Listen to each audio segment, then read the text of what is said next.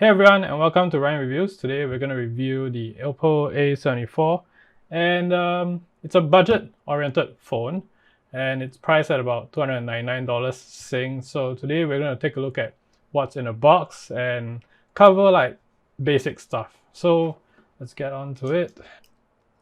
Okay, I will not be defeated by plastic today. Okay. Oh, there we go. Right, there you go. So let's take a look. But we have the usual instruction manual. Let's put this aside first. I hope there's... Oh, this is not an instruction manual, it's a case. So it comes with a case and SIM ejector tool, Oppo instructions, warranty instruction manual. Okay, SIM ejector tool. Right, that's great. Okay, case. Well, I mean, it's $299 and you get a pretty nice rubber case. Looks fine. Let's put this aside first. And marketing material, Oppo A74, AMOLED punch hole display, 33 watt flash charging, which is their proprietary VOCC charging, VOC charging, whatever they call it. And triple cameras and in-display fingerprint unlock, which we can probably test in a bit to see how fast it is. But the phone goes here first. Yeah, you don't get these anymore in the new phones, and it's, well, because this is in a sense proprietary, which means to say that if you want the 33 watt fast charging, you have to bring this around with their certified cable. So it's not exactly like USB-C power delivery where it's slightly more universal charging. So in this sense, you have to bring this around just to get 33 watts of fast charging, the VOCC, VOC, whatever it is. And well, it comes with headphones, but there's a lot of packaging though. We should cut down on it. But okay, now we can get to the main event, the phone itself. It doesn't feel really heavy. It's 174 grams. What I have here is the midnight blue version, and it's marketed to sort of like, how do you say, compete, I guess, against a Samsung's A32 alternative. So it's priced around the same. So let's see what they offer. But right off the bat, I think, yeah, so there's already a screen protector applied on it. I'm not sure if you can be seen here, but there's already one. You don't have to spend money on it. But if you like tempered glass screen protectors, then, well, this is a waste of plastic. And yeah, there's that. I mean, you could put on a case and... come on. Okay. So, I'm not sure, but I don't think you can see it. So, it doesn't really protect.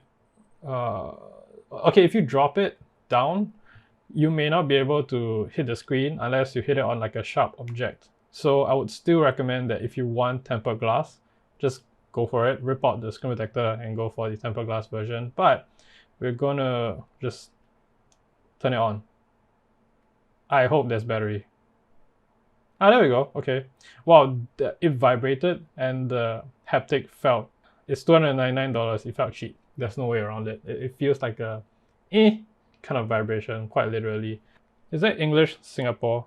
No. I mean, we're technically UK English, so let's click that. So let me connect to my Wi-Fi and I'll be back. And that's done. Step one. Checking for updates. Okay, well, this is good. I mean, generally speaking, you should always update your phone, especially when it's security updates. You need to check that there anything new, you should go and update your phone.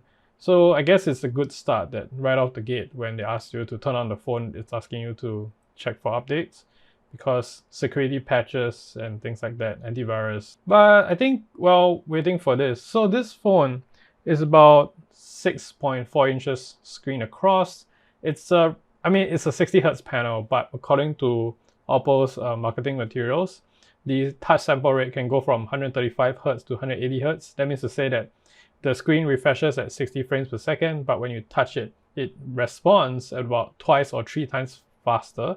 So when you touch on it, it's supposed to feel more responsive. Not only that, well, because it has such a large 5,000 milliamp hour battery, It'll probably take a really long time to charge, which is why you should actually like bring this around if you can, and then maybe have a slow charger at home. Yeah, so oh yeah, so if you're on an Android phone, actually maybe even iOS, I've yet to try this, you can actually copy your data over from Samsung or your iPhone possibly. So I'm just going to click don't copy first because I just want to bring it up.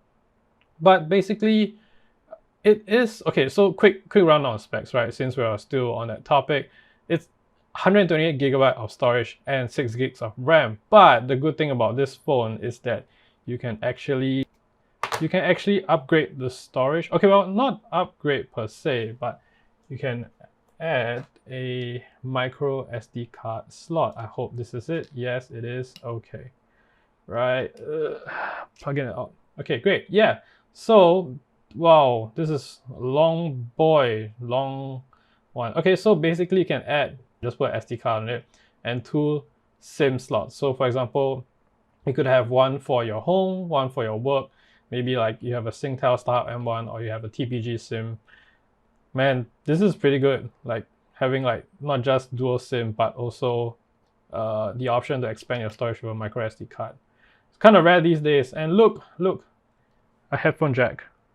And well, I mean, why not, right? You already have that. So skip. No, I don't want to log into my Google stuff yet. So skip that. Accept. Okay, getting a phone ready. So yeah, okay, back to the topic. Yes, so micro SD card slot. Oops, here, micro SD card slot, 5000 milliamp hour battery, 128 gig of storage, 6 gigs of RAM. Oh yeah, dual SIM, Bluetooth 5.0, Wi-Fi 5. Wi-Fi 5 is fine. It's not really that bad. Oh yes, so in-display fingerprint unlock. Apparently this is the 3rd version. So let's try that. Okay, so it's right here. Oh, so when I pressed down on it, I'm not sure if you can, I don't think you can see it, but basically it got really bright. So I assume that this brightness is to illuminate the ridges of the finger. So I'm just gonna move my finger around. This is pretty cool. Actually, this would be my first time using a phone with an in-display fingerprint sensor. I'm very used to my iPhone 12 mini and the face unlock. And I'm kind of spoiled by that because I find that a little bit more convenient than fingerprint display, but I do like having the option of both fingerprint and face unlock if I can actually. What's hate? No, skip. Auto update overnight. Yeah. Next. Import data. Again, it asks me to do it. I'm just skipping it first. There's 3 cameras on it, and the main one is a 48 megapixel main shooter. And it's f1.7, while the other 2 is a 2 megapixel depth camera and a 2 megapixel macro. I don't know why you would need a 2 megapixel macro camera or a depth camera. But if that's something that you like to take photo of, well, I guess that's good. So why would the camera app want to make and manage phone calls? No. Are you serious? If I'm taking a photo, am I gonna ET phone home or something? What the hell? I just want to take a photo, man. Wow, this is taking quite long. Okay. I'll probably take some test photos.